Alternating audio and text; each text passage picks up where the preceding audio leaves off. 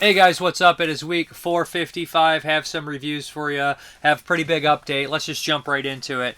The first one up is from 2000, and this is Red Planet. This is an oddball kind of movie. The director actually was a music video director. You know, he hadn't directed anything else, and he hadn't directed anything after Red Planet. So, as some of the special features do point out, which is kind of a common thing, the space was kind of big in the late 90s, early 2000s, and we even had another Mars movie, Mission to Mars. I remember both these movies coming out, and I think I skipped both of them. I think Mission to Mars, maybe the Brian De Palma movie, not really interested in them for some reason at the time. This one has an odd cast. It's definitely a cast of the late 90s, early 2000s. Val Kilmer, Carrie Ann Moss. You got Val Kilmer, you know, he's coming off a lot of big films and whatnot to a certain extent. Val Kilmer's an odd actor, right? Because Val Kilmer, to me, when he's on, he's great. Has there been a finer performance than Doc Holliday in Tombstone. But also you hear the stories about Val Kilmer and Island of Dr. Monroe and stuff like that and Batman Forever, and he's just not that great for the stories you hear in comparatively. It maybe seems like Val Kilmer sometimes gets bored. Then you have Carrie Ann Moss coming off The Matrix, which is a big movie, of course. I think Matrix maybe 99, it was right before this. She's kind of an interesting actress as well. We have Tom Sizemore, you know, he had done Saving Private Ryan and Heat, and I've always loved him in Natural Born Killers and True Romance. So he was an actor that he was constantly building up and getting to bigger and bigger things, and eventually that kind of balloon burst. So we have a couple actors that do have some, stories about being kind of troublesome on set and whatnot. So that's kind of, an interesting piece there. We also have Benjamin Pratt, who I know from Blood In, Blood Out, and he's some other things here, and he does a pretty good performance in this one. He is just an absolute prick, it's like kind of a chauvinistic kind of male kind of figure, but he's a good performance. We have Simon Baker, who I know from Land of the Dead. Good performance here. Probably the least known actor of the time at the time for me. And then Terrence Stamp, of course, classic actor. Young Guns, a million movies, Last Night in Soho. Terrence Stamp is a classic, great actor. So it's a nice mixture of actors, and this kind of takes place in a world similar to like the Silent Running, the Bruce Dern movie, right, where we've kind of destroyed Earth. Earth's not really a feasible option anymore, and what they've been doing here is trying to terraform Mars. I guess you'd call it terraform. They've been sending, I don't know the definition of terraform, but they've been sending kind of a certain sort of algae to Mars to try to encapsulate an atmosphere. So this kind of almost a suicide pact kind of group, kind of suicide mission here of these 6 people that I named, mixture of scientists and kind of drillers, like scientist and astronaut kind of deals, from my understanding. Kind of in the vein of like Armageddon. They're sent to Mars, of course, to try to see if this planet is viable. And there's some problems that go wrong.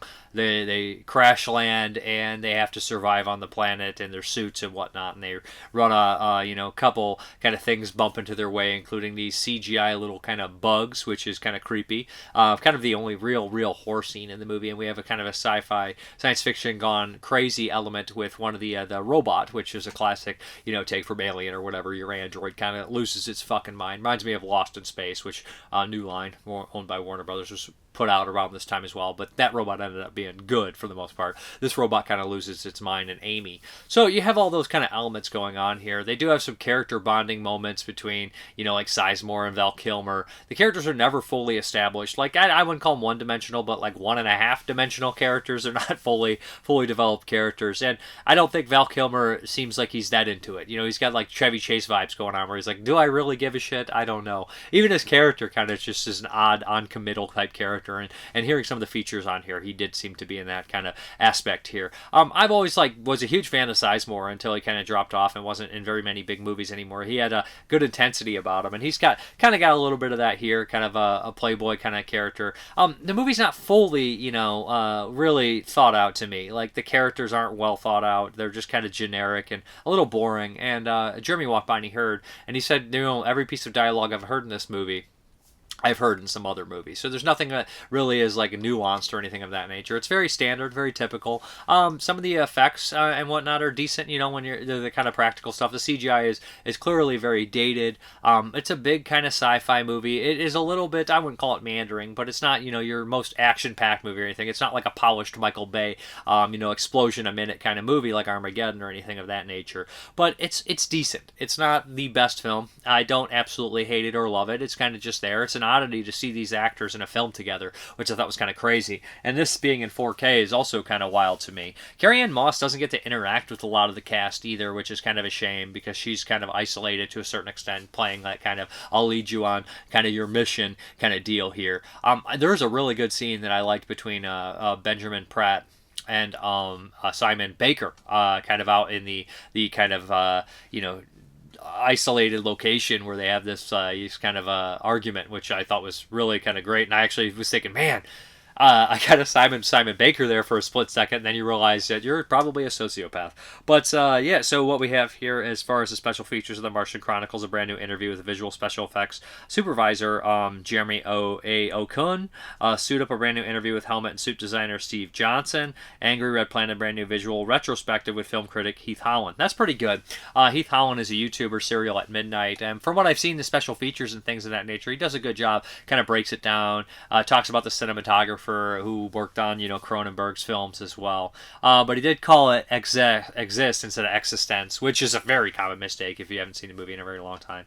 But no, I actually liked his video essay. I thought it was probably my favorite little feature on here. And he talked about what was going on during the time and the director and all those kind of things of that nature. But overall, this movie is decent, a tad bit meandering. It has a 5.1 mix. And it has HD, it has 4K, HDR10 compatible, 5.1 subs, of course, closed captions and everything of that nature. But you could do a lot worse, but when it comes to space horror, it's more of a space sci-fi, a little adventure, a little horror in there. You could do a little bit better than this one, but it's not horrible. Red Planet, kind of an odd film, very much a product of its time.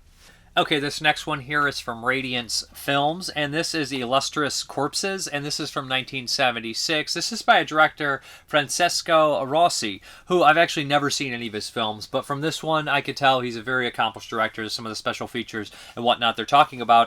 This guy is, it's hard, because when you're a big fan of a lot of Italian cinema, you usually know the horror directors or the kind of genre directors, and I wouldn't even call this necessarily a genre. This is like a political thriller crime film, like the Delamano Delamini movies or something in that nature. And this is an exceptional film here. So the star Lino Ventura is an actor I've seen pop up in a handful of things. Pretty serious, good actor here. The actors I know, of course, are Fernando Rey, who's in a million movies. Max von Sydow is in here, and one of my favorites character actors, Luigi Pistilli, from For a Few Dollars More, The Good, the Bad, and the Ugly, Your Vice is a Locker Room and I Only Have the Key, Bay of Blood. Just a really strong character actor, and I love seeing him in this one. But this is a great film, and watching the short interviews with the director and the actor that they had from the archival stuff here, and he kind of sums it up here. The director says what was kind of making is, well, it's a man of average intelligence who stumbles onto something. He still believes in the systems at play, and and you're like, that's really kind of messed up. And those are some of my favorite movies. I realize that when somebody stumbles on this mystery that's too big for them, or it's way out of there, you're way out of your element here, you're out of your league, you're, what was that phrase, that typical phrase here. But what we have here is this judge is killed. And he's kind of like visiting the crypt and the macabre. There's this great, brilliant scene in the opening, and he visited all these like corpses and stuff, and the catacomb kind of deal things. And he's leaving, and he's killed on the street. And after the funeral, there's Mafia there, Mafioso, which has a couple character actors that people will recognize in there, and some other judges, his contemporaries, and one of them is killed shortly after that. And pretty soon, we start to see these judges get picked off. And our police detective here puts these things together. He says, well, there's 3 cases that I found that these characters or people that were, indicted were innocent, and they walked eventually, but they did serve some time. And I'm putting these together, and I think that this possibly could be one of these people. And he starts to look into it, and he has his friend from the communist newspaper, Luigi Pistilli, come in, and he's talking to him about it. And he doesn't want to talk to any other papers, of course. Police detective has to keep it kind of quiet, but he will talk to his old friend. And this police detective doesn't seem to have 100% any real deep political affiliation with anything, but as he digs deeper, he starts to uncover a conspiracy, not a conspiracy theory, but he has his own theories, but he starts to uncover a conspiracy that goes all the way to the very top and to the systems and institutions that he once believed in. And this is kind of like earth-shattering, and he keeps following through, of course, like any good movie cop would do. Even after he's suspended, he's going to look into it. And the movie ends in kind of a really dark, disturbing like kind of thought-provoking way, which I think is quite brilliant. And Illustrious Corpses is a great film. And I would put it up there with the kind of films like The Police Commissioner, what is the Confessions of a Police Commissioner. It's not quite as probably as impactful to some people as like A Citizen Above Suspicion, those films like that. But a lot of the Dellamini movies, that I think this just fits right into that. Man on His Knees. I think that's a good one to go along with this. And this is a great film. I love this movie, and the ending was kind of heartbreaking in a beautiful way. I love when films fuck with me, and that's when I'm actually bothered, or I see like this kind of this dark kind of thing, and I do think that the world is like that. So I feel like there's beauty in the kind of harshness of it. But there's this great scene when Fernando Rey kind of runs down everything, and Alex Cox does the commentary, a famous kind of cult film director with Sid Nancy, and Straight Till the Morning is a Hammer film. What is this one called? Straight to I can't think of the damn one from '85 with Dennis Hopper in it, but you guys know which one I'm talking about. I'm getting old. But he also did the Wild movie with Ed Harris, which I covered on here not too long ago. Great film. But Alex Cox does the commentary, and he breaks down. He says, this is probably the only explanation you'll get out of anything. The closest you'll get here is what Fernando Rey says to him at this party. But he stumbles on this kind of party with all these rich sophisticates, and all these different political parties are amongst each other, kind of chatting and talking and arguing. And that's kind of shows you, and horror movies will do it too. But they, sometimes they're not taken as seriously, unfortunately, although they should be. But they will mention that, sometimes the elites, they say they're on different sides, but it's all just the same side, different side of the same coin, and they're all just pulling the strings. And it's just like, wow, that's kind of twisted. And we also have the years of lead going on during this period of time. If you've seen any of these crime films or know Italian history to a little bit, they mention this stuff, this incredibly violent political turmoil that was happening in Italy, in the 60s to, I think, maybe the early 80s or something that time. But, it's definitely a reflection of that and all that stuff going on. But excellent film here, Illustrious Corpses from Radiance Films. Great movie. I know some patrons that would like this. Tyler Tadeo would definitely dig this one. I know this is totally up your alley. Commentary by filmmaker Alex Cox. Interviews with Francisco Rossi and Lino Ventura. Those are both relatively short. We have one with just a director, 4 minutes, and one with just a director and actor. On television, looks about 5 minutes. And then we have an interview with author Gaetano Moroni, and a booklet featuring writings by Michael Atkinson and more. But that one is about, I think it's like 29 minutes, and talks about the differences in story in the novel and all those things like that, which is also interesting. Yeah, this definitely seems like a novel. Great cover art there. Max von Sydow also has a really great scene where he talks about, the kind of like defending the corruption of the judges, or, the how the system works and all that kind of stuff like that. And Lino gets him really good with this line, so-and-so has a .22 caliber and a bullet in the chamber with your name on it. And great stuff, but highly recommended if you like these kind of political, Italian thrillers from the 70s. And who doesn't? Who doesn't love this stuff? Okay, last week we covered Long Live the King, a documentary by a pair of filmmakers. Let me get their names here. Directed by Frank Dietz. Is that how you say it? Dietz? And Trish Geiger, producer, director team here. And this is another one here, Beast Witches, The Fantastic World of Bob and Kathy Burns. And they both actually pop up in the other documentary here. But this is, I think, from 2016, if I'm not mistaken, around that time. But this is a relatively short documentary, about just a little over an hour. But Bob and Kathy Burns, really interesting pair of people here. They're very lovely in the other documentary, but this one hyper focuses on them, talks about their story and their life. And Bob Burns definitely is one of these guys who's like, why are they even making a documentary about us? But he is kind of, him and his wife are like some of the first monster kids. They're these first kind of obsessed monster kids that love this kind of stuff. And they met at a young age and got married. And Bob Burns had worked in special effects. Behind the scenes, he was a gorilla in some movies like that, a TV show. So he definitely had his hands mixed into this stuff. He kind of, was necessarily kind of honed and met a lot of these young guys that were in these monster movies and pointed them in the right directions for special effects, like Rick Baker and all these things like that. Tons of people know Bob and Kathy Burns, and they absolutely love them. Filmmakers, special effects artists, all these people of that nature. So we kind of talk about his life, him and Kathy meeting, and all the people that know them and how they met them and stories about them. But one of the coolest things about this documentary, besides, seeing his immense collection that started off as a donation of the Wolfman Kane, right? The great Kane, lovely piece there. That kind of donation, right? And his collection is this little sidebar where it kind of goes on to say that Bob and Kathy Burns, knowing all these special effects creators and directors and things of that nature and actors, they, from all these classic science fiction and horror films and monster movies, they had this major haunt for many years and different in doing Halloween. So in like the 70s and 80s, they'd have these elaborate haunts where people would build onto the house, and they'd have 500, 600,000, like 5,000, 6,000 people come through this haunted house, for a couple weeks. And they seem super immense. There's footage of it. They do the creature from the Black Lagoon. They do the thing from another world. Just brilliant, cool stuff. And it's just a lovely kind of thing. And there's all these different stories on there. Just great stuff here. So, and also sad that, Bob Burns has passed away recently, so it's kind of a bummer, but this is a nice kind of thing honoring him and his wife's life work, and it makes you think what's going to happen to all that stuff. And it's a different time, how many people care about this stuff anymore? How many people even care about media anymore? So it's definitely a niche thing, and this is even a niche thing and a niche thing, so it's a very small audience. But I would recommend, if you want to just see two lovely people that love horror movies and love monster movies and love science fiction, then check this out. It's a nice little, I don't want to call it like a fluff piece, because it's interesting in the fact too, because they were there at kind of ground zero when a lot of this like fandom kind of came out, so they were there to preserve it and talk about it. And so if you're interested in this stuff, it's definitely a nice learning point as well. As far as the features are concerned, where would you go? The Time Machine and a look at What If. So they have the original Time Machine from the time, I think 1960 was the movie, but a great story by H.G. Wells, of course. They talk about where would they go if they had the time machine, a bunch of people on that and whatnot, talk about it.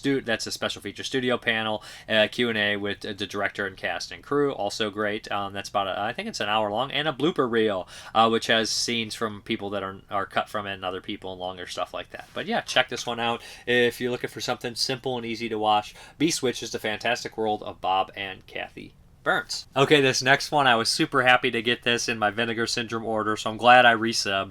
But this one is from 1998, 99, and this is Trauma, of course. This is Terra Firma 4K. Yeah, 3-disc set here, directed by the man, the myth, the legend, Lloyd Kaufman himself. And usually when a Trauma movie is directed by Lloyd, I think almost all of them I love. So I saw this movie originally probably on DVD or of that nature, probably 20 years, 25 years ago, and I remember liking it.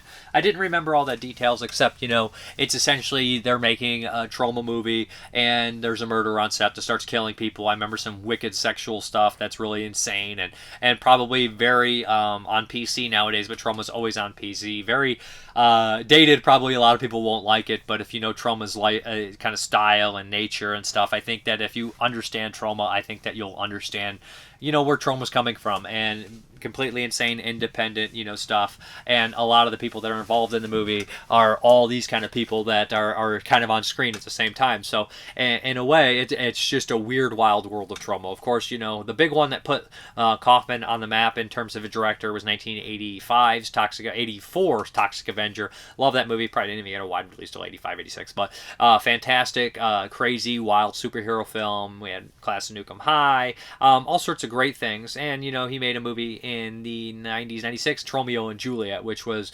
Troma's deal on Tromeo and Juliet. And I think this is a lot in vain with that. This and Poultrygeist are all from the same kind of world. Citizen Toxie, of course, those four kind of all feel like they're cut from the same cloth. And even hashtag Shakespeare shitstorm, all from that kind of element, of course. But this one is an absolutely wild, gross out, epic kind of movie here. So it stars Trent Haga, who is I've had a lot of Trent Haga stuff the last couple years. We talked about, of course, Cheap Thrills, and he wrote that, and we talked about Dead Girl not too long ago. He also wrote that. But Trent Haga stars in this one, as well as Debbie Rochon and Will Keenan, and those are kind of like the big names. But we of course have I think that horror people would know, but we have a couple other people in here that have cameos, of course, tons of cameos: Lemmy, Ron Jeremy, Joe Flyshaker, and the millions and millions of cameos that are thrown in a Trauma movie of all sorts of random, crazy, wild, different people, and the cast in here as well. But so it opens up, and there's some really wild, gore, nasty stuff going on. You realize they're making a movie,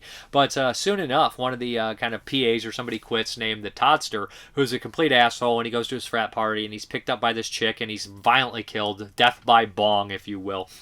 And he is he's brained, and we have the classic trauma lines in here. It's really funny because every time something happens to him, like somebody's private parts or something, they'll be like, "My dick, my ass," and a lot of it's ADR to like the most hilarious aspects, right? Trauma is infamous for their ADR sounds of fart sounds and people saying random things or people adding in exposition just to be funny. And they constantly are poking fun at their own filmmaking techniques and just the randomness of it. And it's definitely a free for all, as Lloyd says in like the what is it? I don't remember what the special feature, the original making of documentary is. He lets the actors just kind of get on set and find themselves and do what they want. He doesn't really necessarily direct the actors, but if you hear Lloyd on behind the scenes, he is screaming and yelling. I've never worked with a group of dumber people in my whole life. Just all sorts of insanity, and it kind of shows. Lloyd has a starring role in here as well as the blind director, which is absolutely fucking hilarious what he's doing. A lot of people call this stuff insensitive, but to me the movie is offensively insane and so goofy and ridiculous that I can't see anyone really taking that harsh of offense to a trauma movie. And if you do, then I just don't think you're getting it, and that's just gonna have to be that way, right? But the killer politics and sexual stuff in here is obviously incredibly dated, but Troma would do it nowadays and not care if you watched a Shakespeare shitstorm. But it's pretty wicked, twisted, nasty stuff. There's tons of murders in here, tons of gore, tons of funny gags. Of course, somebody dies on set, a bunch of people die on set, somebody's kind of giving like an eulogy in front of everyone, and then they die, and then somebody else starts giving a eulogy, and it just keeps like that kind of ridiculous sort of humor. And the thing about the Troma movies is you'll get clever humor like that, or the repetitive kind of humor, but you also get gross out humor and nasty humor, and you also get the raunchiest, most offensive, insane shit you could ever think of in here. I think Will Keenan does a fantastic job. I love Trent Haga in here. I don't know the lead female's name. I should have really looked at that, but I actually really like her character as well. And this is going to sound really weird and probably gross and demented, but for some reason, Troma's sex scenes, they seem a little bit more real, even if they are insane and full of toxic waste half the time. They seem a little bit more real and maybe filmed, I guess, maybe voyeurism in the way the sex scenes are filmed, that I think that they come across a little bit more real than a lot of the other Hollywood movies. You don't have like all of a sudden a random soft focus fog in the background. It just seems kind of genuinely real, and it seems that sometimes the characters have some sort of connection. And I'm not talking about the pickle sex scene here, but this thing is loaded with tons of special features. Fantastic release here, and it's got new interviews and the old stuff, so lots of stuff going on here. Let me refresh myself, because I did watch all the features. Contains the 114 presentation of Terra Firma minute version in Dolby Vision HDR. Looks fantastic, and it's wonderful. Filmed on newly restored from the 35 original camera negative with following sound options: English stereo soundtrack, commentary track with director Lloyd Kaufman, commentary track with editor Gabriel Friedman and associate editor Sean McGrath, a commentary track with actors Will Keenan, Debbie Rochon, and Trent Haga. All good stories, all funny stories, all wild stories, also true stories. Also included, and probably untrue stories from Lloyd Kaufman, which are hilarious. Also included is Blu-ray disc containing everything on UHD, plus the following special features: Cinema Through Chaos, a brand new retrospective documentary on the making of Terra Firma, featuring director Lloyd Kaufman with writer Douglas Buck. Insane that Douglas Buck directed this. Douglas Buck is known for making really artistic, disturbing shorts like Family Portraits. And then we also have editor Gabriel Freeman, co-star Will Keenan, Trent Haga, Debbie Rochon, Sean Pierce, Greg G. Spot, Sybil, Charlotte Kaufman, who his daughter actually plays in the film. She's hilarious. And crew members Joe Lynch and Eric Zork Allen. Yeah, Joe Lynch worked on the set here. And you always hear stories on his podcast with Adam Green talking about trauma. And I love Joe Lynch. Joe Lynch seems like a genuinely cool guy, loves film and all. And then Lloyd Gets Spooked, new featurette detailing the Minneapolis premiere of Terra Firma in January of 2000, featuring Lloyd Kaufman and members of the Car School Filmorama. The Zorkiv, a newly discovered on-set interviews from Tromaville's own Eric Zork Allen, made during the filming of Terra Firma with director Lloyd Kaufman, actress Alice Latourelle, actress Reverend Jan Miller, Lemmy, Roy David, Trent Haga, Yavin Sharon, actor Joe Franklin, along with a second Blu-ray containing the following additional features: the Terra Firma with inserted deleted scenes, sourced from standard definition video with optional commentary track by editor Gabriel Friedman and associate editor Sean McGrath. Farts of Darkness, the making of Terra Firma, a feature-length archival making of doc, a look behind the scenes 20 years later, a making of documentary from 2019, alternate unused mock behind the scenes footage, 14 minutes of audition footage,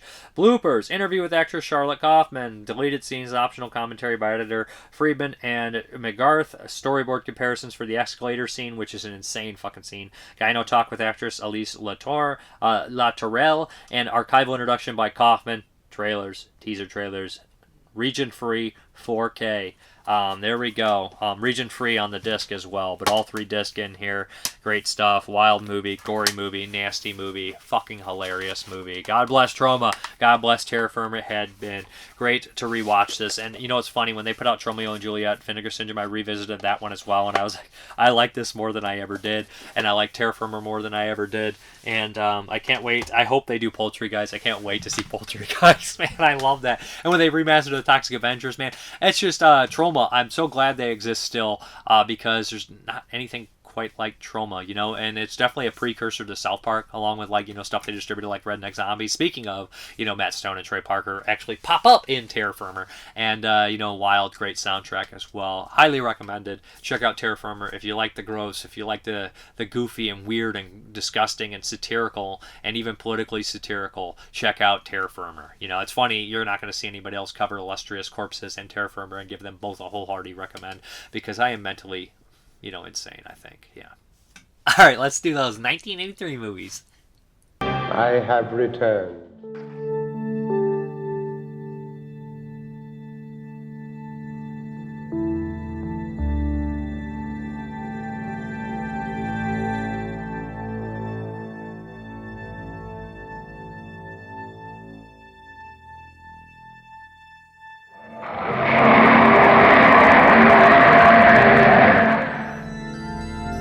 Okay. Show me.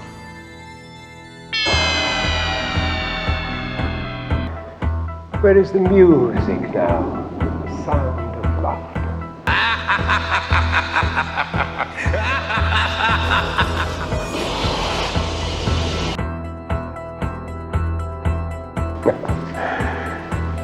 There was never laughter.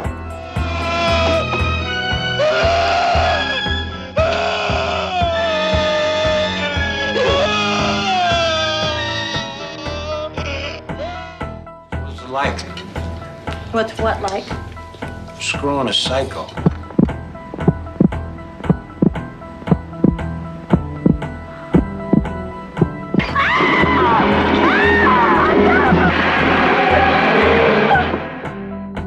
What the fuck was that?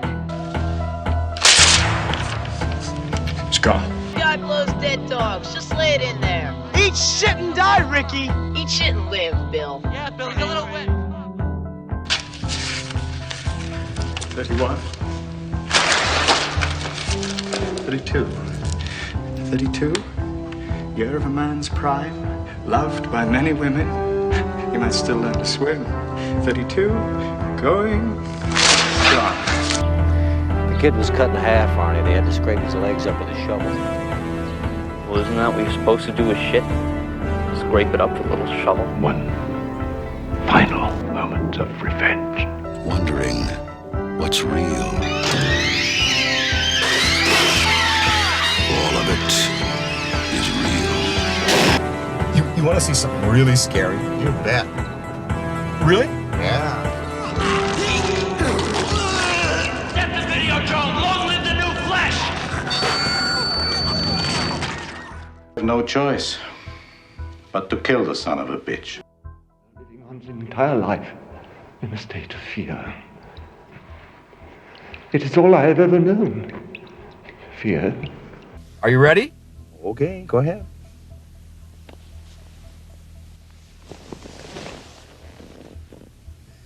What are you doing?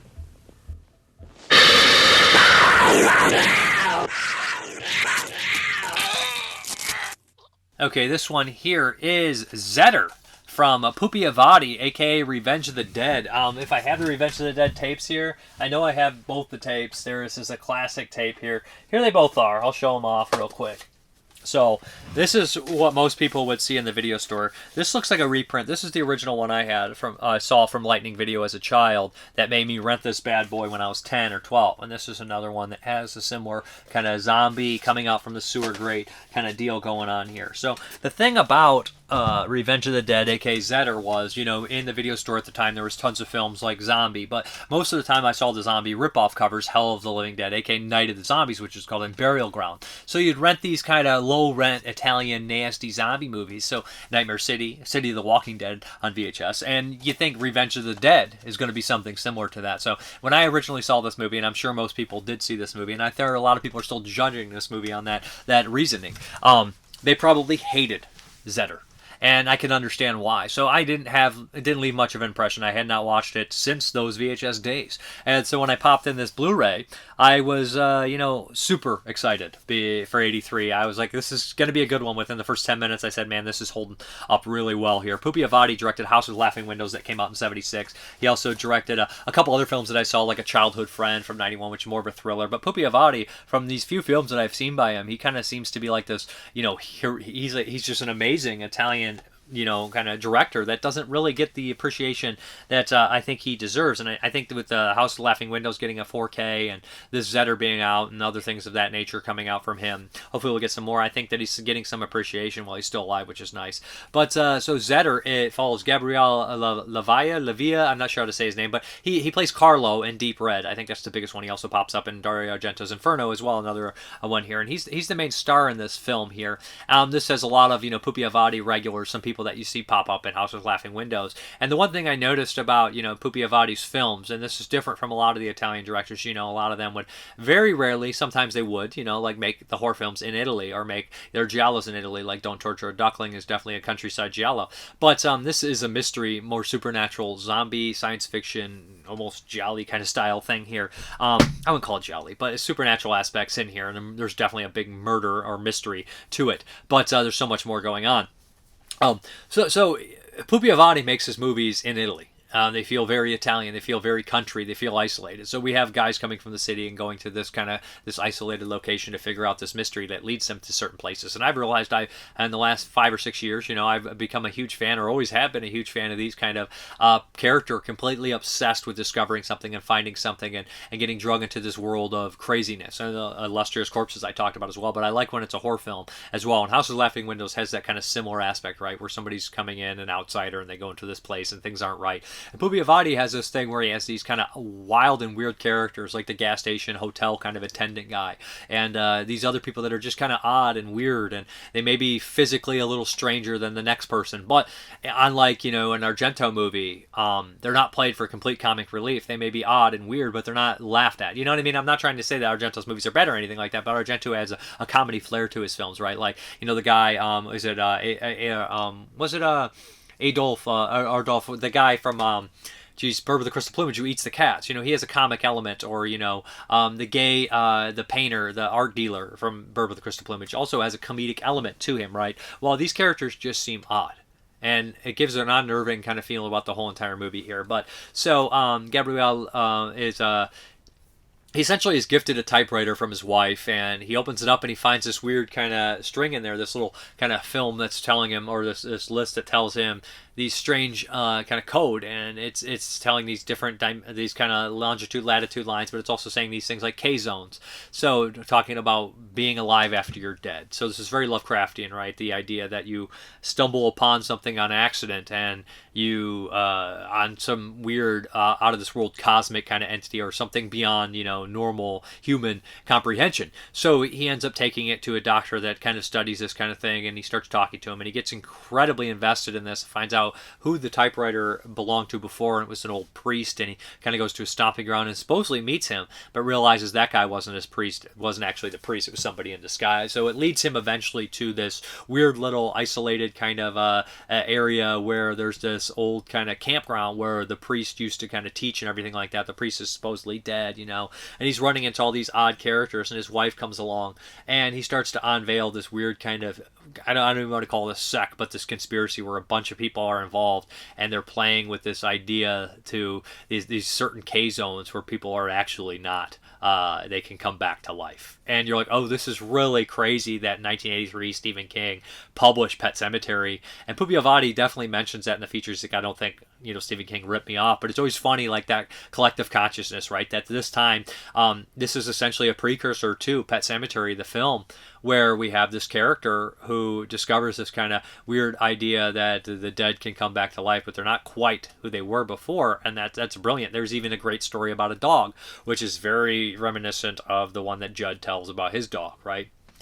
So there's all these similarities and things of that nature, but the end is incredibly dark and impactful. We have this Riz Ortolani score that has similarities to Cannibal Holocaust, that bombastic stuff coming in that really, it's not necessarily as tribal, but it does have those kind of beats that get really hard and scary and everything like that, but it has its own flavor as well, a really good score. And a villain at the center of this, a monster, if you will, that is absolutely terrifying.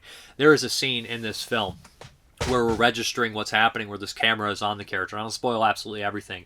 And this laugh, you hear this laugh, and it's horrifying. And it's just a brilliant, wonderful scene. One of the best scenes of 1983. You also register, if you're like me, that this is kind of a lot like a Fulci movie, and it feels kind of like The Psychic with the mystery and the unfolding, which is a great underrated Fulci film. But it also has that element of, I would say, House by the Cemetery, but less over the top, more restrained. And the ending it picks up. People do end up dying, and there is some violence, there is some gore. But I would highly recommend Zeder. And if you saw this years ago, don't go in thinking you're going to see some balls to the wall gore film. You're going to see this quiet kind of mystery horror film that ends up blowing up and becoming really weird at the very end, and just an incredibly intriguing movie. I love this thing, man. This is great. I love it. So we have a new HD transfer with additional color corrections, code red release. Exclusive to this release, interview with director Pupi Avati and star Gabriel Lavada. Pupi Avati's is a longer interview, but you also have that he talks, and then you can do the English over it, which I liked. And then Gabriel Lavia is like 6 minutes. Interesting stuff in English or Italian with English subtitles. You can watch it in English or Italian, but great film. Highly recommended. Zeder. I don't know if I love that case. I am kind of a sucker for the old Revenge of the Zombies case, which is completely misleading, but great film, great couple bit of scares in here, and just kind of thought-provoking, intelligent horror film, adult horror film for sure. Not that there's anything wrong with non-adult horror films out there though, but yeah, this one's more adult oriented, I would say.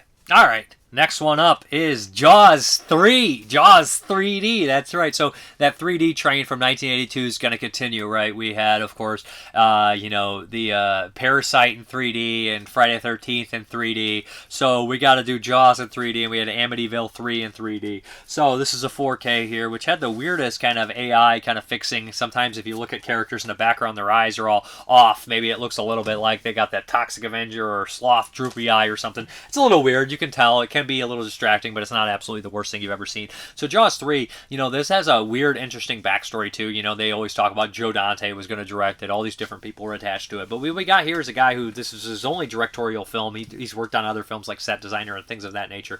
But Jaws 3 is kind of just a messy, weird movie, right? And Jaws and SeaWorld is what everybody calls it. So Jaws 1 is an absolute classic, 1975. The ultimate animal attacks movie's been ripped off then, been ripped off now, will always be ripped off. Jaws 2 I remember being kind of a slower, decent movie, but it's been years since I watched that. Probably should have rewatched Jaws 1 and 2 for this.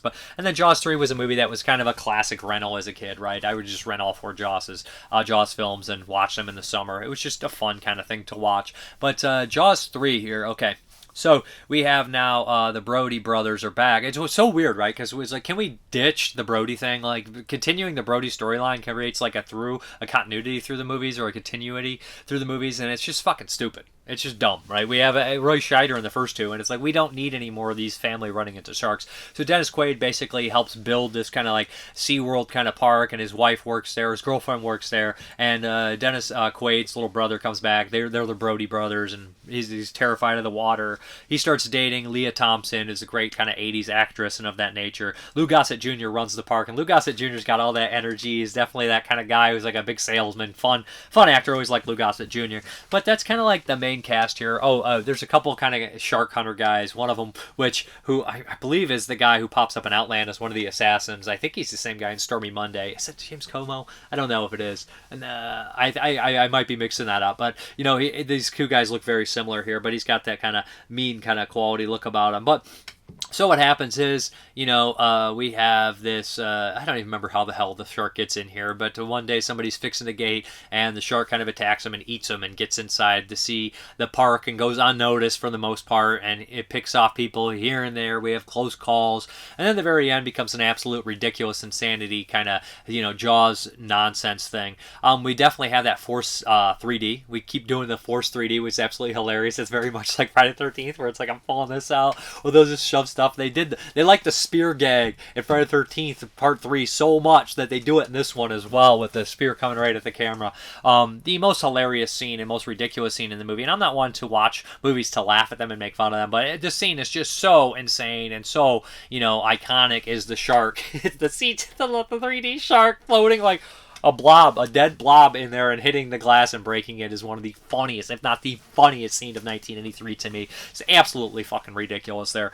But yeah, of course. So we do have some fun things in here, like, the shark breaking the glass in the SeaWorld exhibit and stuff like that. Overall, Jaws 3D is not a great, fantastic film. The acting is fine. The characters are very, flat and kind of boring and not much going on in that aspect. It's not as sleazy as something like Piranha 2, which came out the year previous. So, like, you don't have that aspect to look forward to. Jaws is kind of a big, I guess you'd say family-friendly to a certain extent, franchise. So it's not going to go completely overboard into the ridiculous, exploitation that it kind of needs to.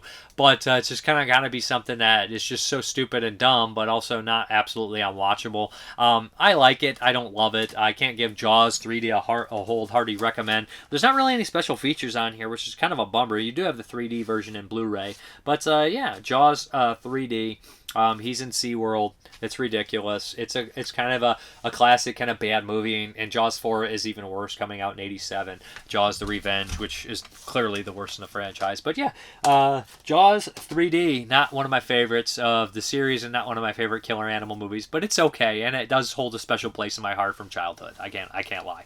Okay, this next one is a really odd film here, and this is called The Black Spider, again in 83, and this is a Switzerland film, a Swiss film, in German, of course. But yeah, this is an oddball one. So in the beginning of the movie, it reminds me of something like The Loft from 85, the German film, or something along those lines, but so we have a group of like 5 kind of young people that are drug addicts. They're hooked on drugs, and their goal is to kind of find these drugs and find money. They don't have it, but there's this old place that one of them worked at, and they carry drugs there. They have drugs there, so they break in, and they end up breaking this kind of container, which seems to be some sort of pesticide chemical that's really harsh and dangerous and kind of contaminates the area. They kind of flee, not knowingly what they've done, and they kind of take refuge in this next door neighbor, the house next to it. It's just this old loner man. He's the only guy in the area, and they break in, and he's just kind of this old kind of possible alcoholic guy, and they start giving him a hard time and kind of beating on him, telling him they want money and everything like that. And he seems to be kind of easygoing, really, until they pick up this board, this kind of wood plank, and he says, "Don't touch that. That carries the plague. That carries the, like this evil spider." And they're like, "What the fuck are you talking about, old man?" And it has this cork in there. So we kind of have this flashback where we're going to have this medieval kind of like period piece flashback. You're like, we're going all the way back in time, and you think it's going to jump back and forth, but no, predominantly the movie takes place in this kind of weird supernatural, but demonic kind of time, and I would say there's supernatural aspects to it. You'd have to believe, but this whole giant elaborate story here of this knight who forces these villagers, I want these 200 trees brought to my time in 30 days, or I'm going to basically, make your guys' life a living hell. So essentially what happens in this aspect is they have no choice, but there's this kind of outside girl that's married to one of them, and they treat her terribly. She's not really well respected by anyone, but what happens is this dark figure who seems to be a satanic figure shows up and says, "I can do this for you, but I just require the firstborn kid from your village unbaptized." And they all run away, but she realizes that she wants to do this, so she ends up making the deal, and the trees are done, and the knight is very happy. But she goes back on her word, and they take the first baptized kid and hide them. but the satanic creature still wants them, and he feels betrayed. So he sort of releases these spiders, one of which crawls out of her face that carry this black plague of sorts, and people start to get the plague. So people start to get the plague and everything like that, and the death and pestilence has kind of run amok. It's really kind of an interesting, cool story, great folk horror. We see a lot of the classic like kind of flogging where they show that happen. I think they show it in the Seventh Seal, the Bergman movie, but that was kind of supposed to be historically accurate, where these religious people would go around and they flog themselves, to try to rid the evil of the plague of the world, because they thought it was brought on them by Satan, and they're spreading the plague around. So it's like that, and you see a little glimpse of that, and we kind of cut back to the modern time, and it all ties together. The Black Spider is an oddity. It was based on a book. I don't know how accurate it is to the book. I don't know how faithful it is, but I actually found myself enjoying this one kind of as a hidden gem, a weird oddity movie that's half modern day kind of crazy punks and half period piece folk horror, which is kind of an interesting combination from Switzerland, which I've never heard quite done in this nature, and I enjoyed it. Good stuff. The Black Spider, cool movie. Okay, next one is the first Akatsu erotic film I'm covering for 83, the Japanese film, of course, and this is Beauty in Rope Hell. And, standard kind of bondage title, of course, the rope stuff, and kind of a lot of the same elements we've seen in many films, but there's a difference here. It's directed by a pretty competent director, as almost all these movies are. It's well directed, it's well made, and it's a period piece. And a lot of these aren't necessarily period pieces from my memory, and this one takes place during World War II, right, where a lot of the males have been shipped off to, World War II, so there's not that many males here. There's a lot of males that are frequenting brothels and of this nature, and there's this mailman who's kind of a mild crippled character, a mild disability, seems to kind of hobble, so that's maybe why he wasn't drafted, but he's in the younger range, and he visits this prostitute frequently, and he has to, other people do as well, and he seems to be really cowardly, doesn't really stand up for her, doesn't stand up for himself, doesn't really do much of anything, but one day, he becomes infatuated with this young woman who's just married, and her husband's gone off to war, and he's the mailman, so he ends up having access to her, and he kidnaps her and ties her up in the room and keeps her in bondage, and is going to try to train her and do all these things of that nature. And what we have, to a certain extent, is this kind of, Stenhol syndrome that happens, this Stockholm syndrome, sorry about this, Stockholm syndrome to a certain extent with this nature with them, because they bond over, the something that's happening in the war. But the end little kind of twist here that happens to him, I thought was really good. Overall, I think this is a very interesting to look at, a Nakatsu erotic film that involves a lot of the torture and stuff like that, but in the backdrop of World War II, I think gives it a little kind of a fresh element that I've not quite seen. I think the set design and all that stuff is worth, checking this one out. This is Beauty in Rope Hell, one of the better Nakatsu movies I've seen, and as far as like just a complete film, a lot of the times you watch them and you're just like your jaw's on the ground because they're so extreme or weird or different. They do something that you're not quite seen, like Hunting Star of David or something. Hunting Beautiful Girl, Star of David. Sorry about that. It's just weird movies like that, or White Rose Campus, where you're like, Jesus, what is this monster night, this nightmare of a movie? But this one I think is a little bit more straightforward but interesting nonetheless. This is Beauty in Rope Hell. Okay, the next one, the Patreon pick, is Missing You from 2016. This is a Korean revenge flick, and, Korea does their revenge films pretty well. This is kind of a convoluted story here. This is an odd one here. So, in the very beginning of the movie, we have this kind of police detective, this police chief who is murdered, and we have these witnesses and all these kind of things of that nature, and we have this supposed serial killer kind of sentenced to one murder, and he's put to, in this one murder, and he's sentenced to 16 years in prison. There's a cop that's on the case that's blaming him for the chief's murder, and all these other 6 murders. He's convinced that he's the killer. So this guy ends up going and serving his 16 years, and when he gets out, this cop won't let it go. Also, the daughter of the chief is highly invested in him as well, and they start to kind of stalk him, not working together and look into it. She seems to be kind of like, mascot of the police, kind of, headquarters and all that kind of nature like that, but they're both stalking him. They're looking into this, but there's a little bit more, kind of complicated aspects as it goes on, because we realize that this killer did not carry out all these murders himself. Like he was saying, he did not do all this, and you're thinking, is he innocent completely? And that's not necessarily the case here. We have something a little bit more complicated and weirder than that. We have possibly another person that is involved in these murders, and so we see some of their kind of like sexual exploits of this killer, which are nasty, and we see these kind of killers interact, and kind of killer versus killer, of course, not like that weird 84 movie Strangler versus Strangler, but not quite like that. But we also have the police chief, the cop who's trying to get revenge for the police chief and his daughter, who's also getting into here, and all this kind of investment like that. So we have all these kind of characters in here. We have multiple kind of revenges being carried out in that aspect. Overall, this is a pretty solid movie. Ends, of course, tragically, as you would expect. My only hang up on it is the movie, I think, is purposely shot like this. It's purposely shot kind of dark and cold and flat, but it does get a little boring and tedious when you're watching it. Good acting, good story, good characters. No real complaints except that one little nitpick on the visual choices, but that is missing you. You can watch this on Amazon Prime. Good Patreon pick. Good classic kind of serial killer story here.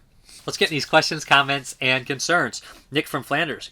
Here's me thinking Long Live the King was going to be a documentary about Elvis, and we would finally listen to Mrparka sing. I should have known better. Yeah, I'm not a good singer. Ask anybody who knows me. Seriously, though, King Kong continues to amaze, and while I have some issues with his most recent incarnation, this doc I'll be worth checking out, I'm sure. I've always wanted to see Curtains. The potential madness of thespians has always fascinated me and made me uncomfortable at the same time, like Madhouse and Theater of Blood. This classic slasher might fit in nice with those two aforementioned films. Yeah, you know what? I think you'll enjoy Curtains. Questions. Did you ever come across an unhinged actor in any of the projects you were part of? I mean, I've come across unhinged people making movies and things of that nature. Sometimes people would just be overly dramatic. Sometimes people would not show you who they really were, and you'd find out like they just were just constantly hating you for no reason and stuff like that. So there's always weird things of that nature. There's unhinged people everywhere. What is the ideal amount of individual tales that make up a good anthology horror movie? 3, 4, 5, even more? I don't know. It depends. I think if they're relatively super short, you can squeeze more in, but then I think it gets tedious. If it's all the same director, which is what I prefer, I would say you can do 3 20-minute, 25-minute shorts and a wraparound that's like 15. I think that would probably be best. But if you get 5 in there and they're all like 20 minutes, you could do that as well. I'd say 3 to 5. And if you have 3, you need a wraparound as well. You can't do, you have to have a wraparound. So 3 with a wraparound, 3 to 5. Are you familiar with ASMR horror? If yes, do you know any good ones? No, I am not. Is ASMR the stuff where they make like weird noises and things of that nature, like eating and stuff, and people enjoy it? I don't know anything about that. Till next week's show, sir, God willing, and remember, always look on the bright side of life. Go on, sing it. I know you secretly want to. Okay. Lifestyle Rewind match was more entertaining than I thought it would be. Some of the scenes got pretty wild. Great video. Thank you. No More Room in Hell podcast. What's up, Mike? Mean Streets definitely better on second watch for me. I agree. Having seen Goodfellas, Casino, and Taxi Driver first due to my younger age at the time, I created an expectation, but Mean Streets is a different sort of film. The Criterion 4K is now part of my collection. Yeah, I agree. You know, I saw those movies first, so when I popped in Mean Streets, I was like, we're going to get more of that, and I was like, this isn't that. But then when I rewatched it recently, I was like, yeah, this is good. This is, I was ready for it. Audio Love 76. I've definitely heard of Mean Streets, but never saw it. It's now my interest is piqued. I remember Caesar Danova from an episode of The Rifleman, and I also noticed Richard Romanus, doppelganger brother of Robert Romanus. Good stuff. Thank you. Necrops, what's a good first watch or gateway movie of Shaw Brothers to start with? And Ilk Vomit comments, I'd say King Boxer, aka Five Fingers Death, or 1982 from 1972 with Lole. Also Five Deadly Venoms. And then somebody else, Kurt, comments, I don't know about the start, but this one from 79 is one of my favorite Shaolin rescuers, Avenging Warriors of Shaolin, a.k.a. I would definitely recommend Five Deadly Venoms. That's a good starting point. Now, if you are a horror fan, I would recommend going into stuff like The Boxer's Omen is pretty wild and pretty intense. So I'm trying to think. Corpse Mania, if you like Giallo. Start with Corpse Mania. If you like more of the kind of supernatural stuff, maybe Bewitched or Black Magic 2. I think that those could kind of be a nice gateway to those kind of horror films. But I think the Five Deadly Venoms or Crippled Avengers are good choices. I'm sure there's other ones too that a lot of people would put you onto. But if you like the contemporary stuff, you can't go wrong with something like Men from the Gutter,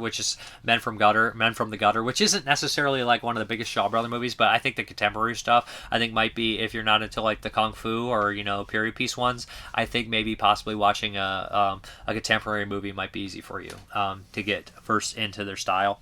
But, that's just some recommendations. Way Up, dude. Necrops says second. Way Up, dude. Okay. Thumbs up. Thank you. Then Ken Coakley. I watched Curtains for the first time in a while. I remember that Michael Wincott from The Crow, Talk Radio, The Doors, as well as real-life brother of Jeff Wincott, Prom Night, Martial Arts, Martial Law 2, Missing and Justice.